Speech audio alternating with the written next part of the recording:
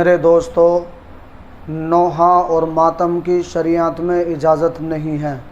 یعنی زور زور سے چلا چلا کر رونا اور ماتم کرنا یہ شریعت کے اندر جائز نہیں ہے۔ ماہ محرم میں عاشورہ کے دن حضرت حسین رضی اللہ تعالیٰ عنہ اور دیگر اہل بیت رضی اللہ عنہم مجمعین کی شہادت کے غم میں نوحہ اور ماتم کرنے کا عام رواج ہو چکا ہے۔ یہ کام بھی شریعت کے خلاف ہے، جس کی وجوہات یہ ہے کہ نمبر 1، شریعت نے غم لاحق ہونے یا عزیز و اقارب کے فوت ہونے پر صبر کی تلقین کی ہے۔ اللہ تعالیٰ نے قرآن کریم میں بہت سے مقامات پر صبر و تحمل کا حکم دیا ہے اور اس کے فضائل اور انعامات بیان فرمائے ہیں۔ احادیث میں بھی حضور اکرم صلی اللہ علیہ وسلم نے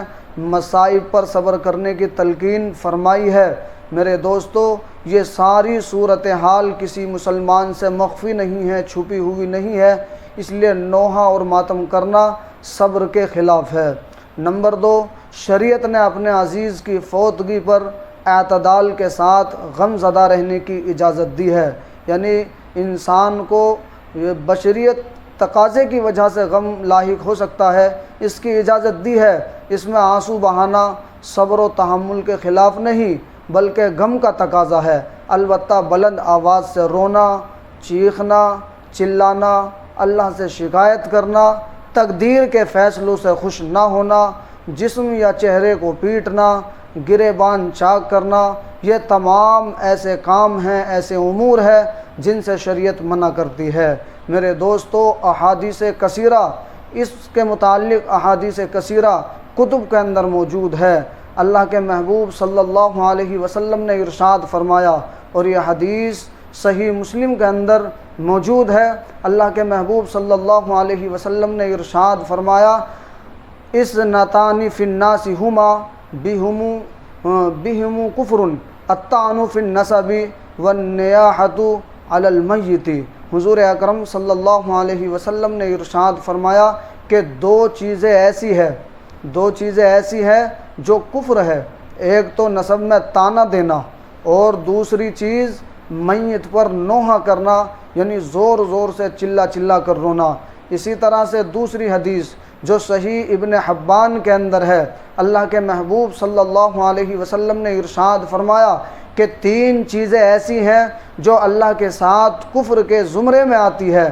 غم میں گریبان چاک کرنا، میت پر نوحہ کرنا، اور نمبر 3، نسب میں طعنہ دینا۔ یعنی اللہ کے محبوب صلی اللہ علیہ وسلم اس حدیث میں ارشاد فرما رہے ہیں کہ 3 چیزیں ایسی ہیں جو اللہ کے ساتھ کفر کے زمرے میں آتی ہے۔ نمبر 1،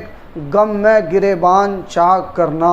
نمبر 2، میت پر نوحہ کرنا، اور نمبر 3، نسب میں طعنہ دینا۔ ان احادیث سے نوحہ کرنے،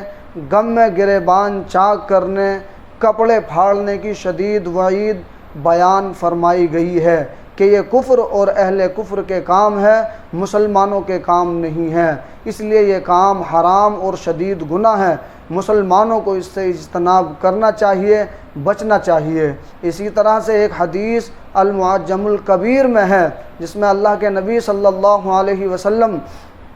سے یہ طریقہ کہ جب حضور صلی اللہ علیہ وسلم نے مکہ فتح کیا تو ابلیس چیخنے اور واویلا کرنے لگا۔ اس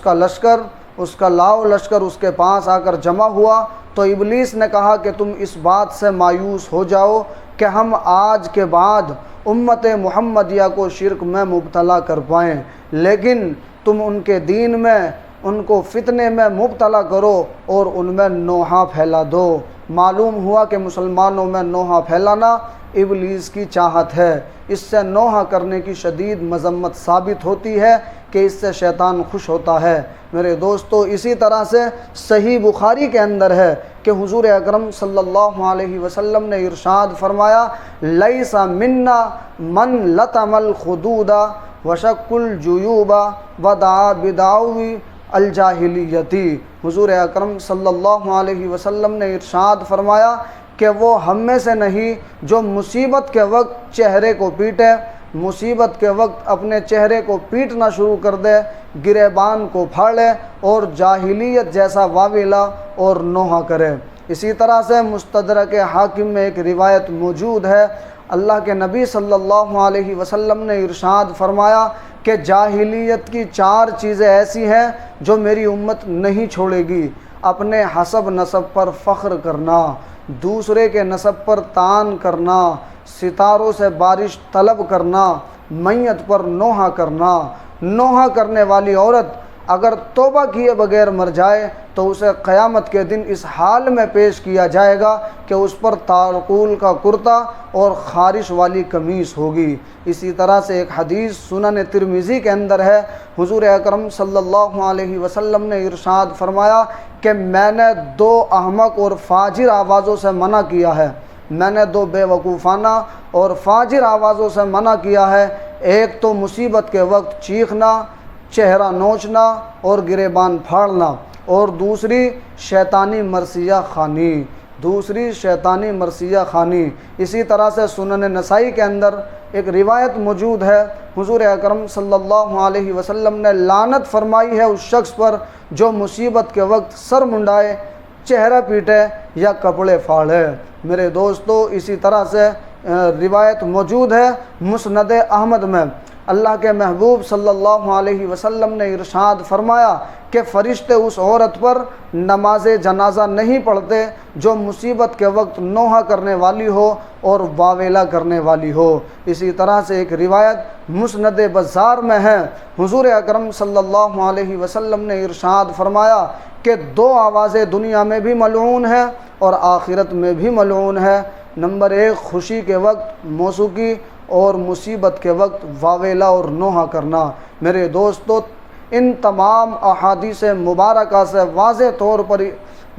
طور پر مصیبت کے وقت نوحہ کرنے، چیخنے، چلانے، واویلا کرنے، جاہلیت جیسی باتیں کرنے، گریبان اور کپڑے پھاڑنے، سر منڈانے، چہرے پیٹنے، چہرے نوچنے اور ماتم کرنے جیسے تمام غیر شرعی کاموں کی شدید مذمت اور ان سے متعلق سخت وعیدیں ثابت ہوتی ہے۔ نیز اس سے یہ بھی معلوم ہو جاتا ہے کہ نوحے پر مشتمل مرثیے پڑھنا، ایسے پروگرام نشر کرنا، ان کاموں کے لیے جلسے منعقد کرنا، ایسی پوسٹیں شیئر کرنا، ان مجالس میں شرکت کرنا، ان کی تعریف اور حوصلہ افزائی کرنا، ان امور کے لیے چندہ دینا یا کسی اور طرح کا تعاون کرنا، تو یہ تمام کی تمام چیزیں ناجائز اور حرام ہیں اور یہ گناہ کا کام ہے۔ اس لیے میرے دوستو، ہم تمام مسلمانوں کو ان تمام چیزوں سے بچنا چاہیے، ماتم کرنے سے بچنا چاہیے، نوحہ کرنے سے بچنا چاہیے،